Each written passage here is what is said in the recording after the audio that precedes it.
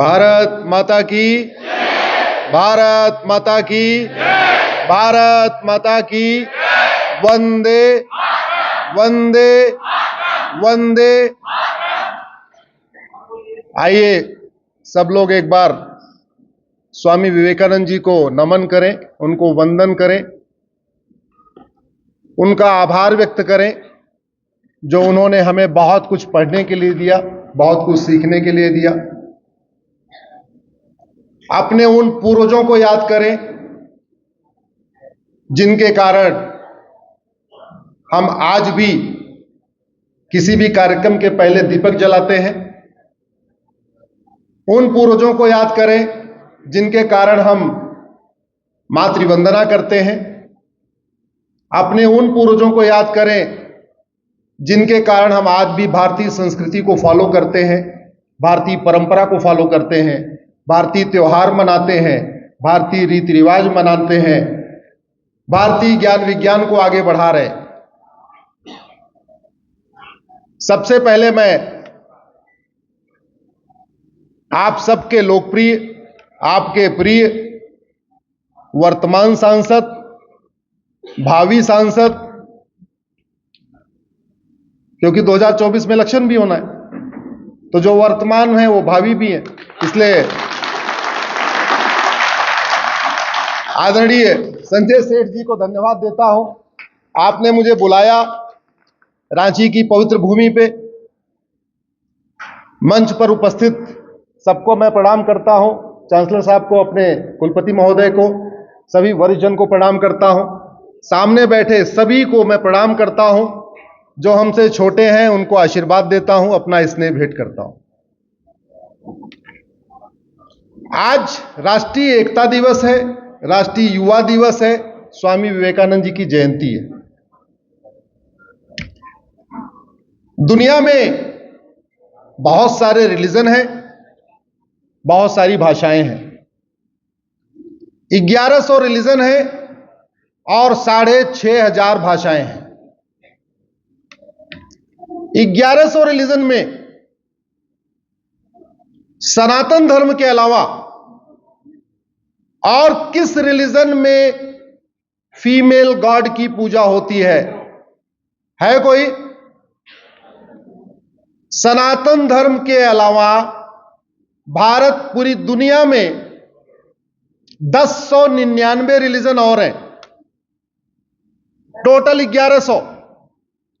1100 religion में केवल एक रिलीजन में फीमेल गॉडेस की पूजा होती है, लक्ष्मी के रूप में, सरस्वती के रूप में, दुर्गा के रूप में। वो कहां होती है? भारत।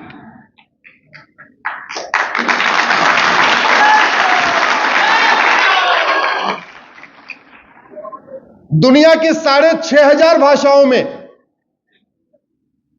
केवल एक भाषा में आपको गृहिणी शब्द मिलेगा, बाकी किसी और भाषा में गृहिणी का समानार्थी शब्द नहीं मिलेगा। गृहिणी मतलब गृह ऋणी, जिसका पूरा घर ऋणी हो उसको कहते हैं गृहिणी। ऐसा शब्द आपको दुनिया की किसी भाषा में नहीं मिलेगा।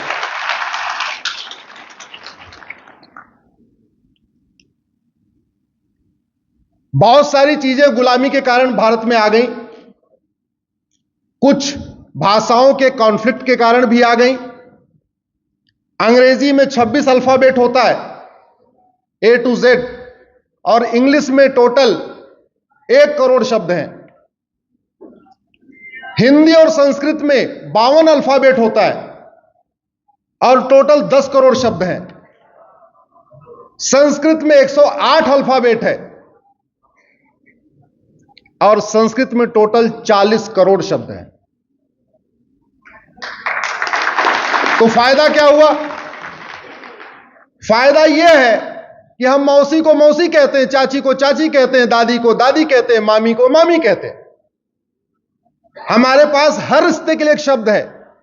चाचा को चाचा, मौसा को मौसा, मामा को मामा। दूसरी तरफ शब्दों की कमी है, टोटल 1 करोड़ शब्द हैं, उसी में काम चलाना है। तो मामी भी आंटी, चाची भी आंटी, मौसी भी आंटी।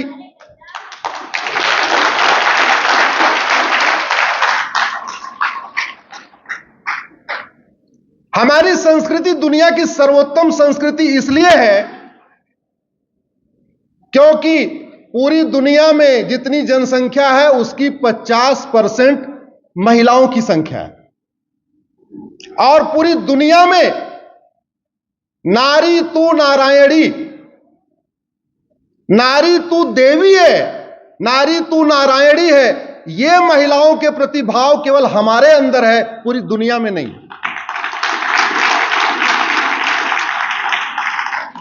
यत्र नारस्तु पूज्यते रमन्ते तत्र देवता।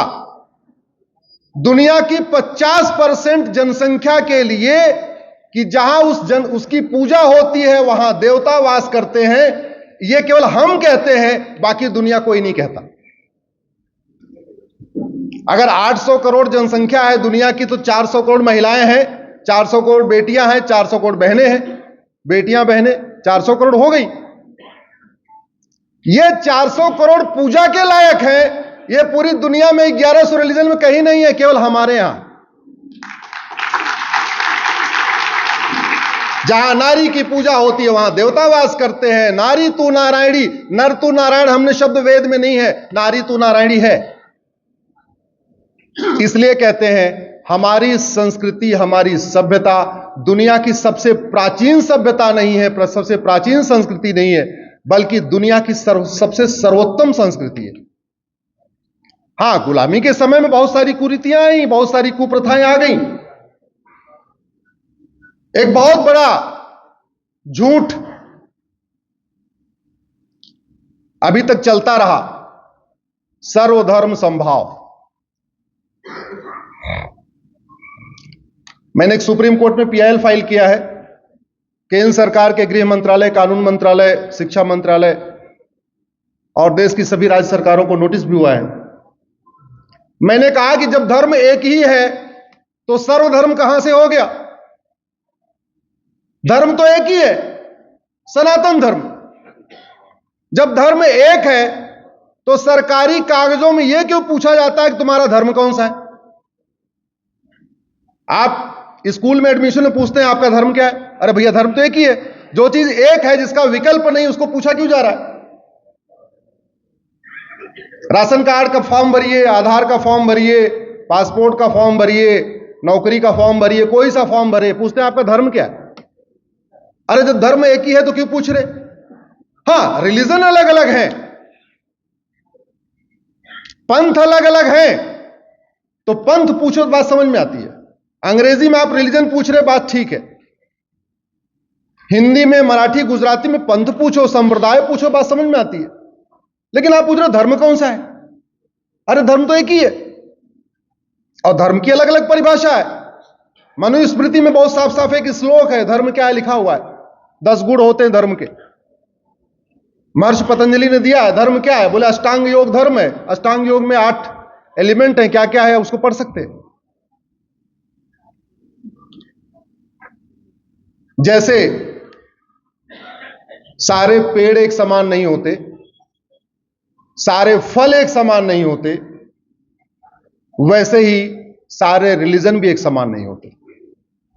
यह बहुत बड़ा फेक नैरेटिव है कि सारे रिलीजन एक समान होते हैं। यह बहुत बड़ा फेक नैरेटिव है सारे पंथ एक समान होते हैं। सारे पंथ एक समान होते तो पूरी दुनिया के 1100 रिलीजन में कहा जाता नारी तू नारायणी। लेकिन 1099 तो इसको मानते ही नहीं है, केवल एक ही मानता है, फिर सारे एक समान कैसे हो गए? अच्छा, एक बात और, हम सब ऊपर वाले को मानते हैं ना? सब लोग आस्तिक बैठे हैं, सब मानते ही होंगे, चाहे हिंदू हो, मुस्लिम हो, पारसी, ईसाई, सब लोग ऊपर वाले को मानते हैं ना? महिला पेट में कितने महीने रहती है और पुरुष कितने महीने रहता पेट में? ऊपर वाले ने भेदभाव किया क्या? लड़का हो या लड़की पेट में 9 महीने रहता है, ऊपर वाले ने भेदभाव किया? ब्राह्मण हो या क्षत्रिय, वैश्य हो, दलित पेट में 9 महीने रहता है, ऊपर वाले ने भेदभाव किया? हिंदू, मुसलमान, पारसी, ईसाई पेट में 9 महीने रहता है, ऊपर वाले ने भेदभाव किया? नहीं किया। इसका मतलब अगर कोई रिलीजन कह रहा है महिला पुरुष एक समान नहीं होते, अगर कोई किताब कह रही है महिला पुरुष एक समान नहीं होते, तो वो ऊपर वाले की लिखी हुई किताब हो सकती है क्या? जोर से बोलिए जरा। नहीं। इतनी छोटी सी बात हम मानते ऊपर वाले को, लेकिन ऊपर वाले की बात नहीं मानते, ऊपर वाले के सिस्टम को समझने की कोशिश नहीं करते। अगर कोई रिलीजन ये कहता है मैं पाक तू नापाक, तो ये ऊपर का रिलीजन है क्या? ये भगवान का आदेश है क्या? अगर किसी किताब में ऐसा लिखा है मैं पाक तू नापाक, ये ऊपर वाला लिख सकता है क्या? ये सब नीचे वालों का खेल है। इसलिए समय आ गया है, युवाओं से मैं आग्रह करता हूं, उठो, जागो, रुको मत जब तक ऊपर वाले का सिस्टम समझ में ना आ जाए।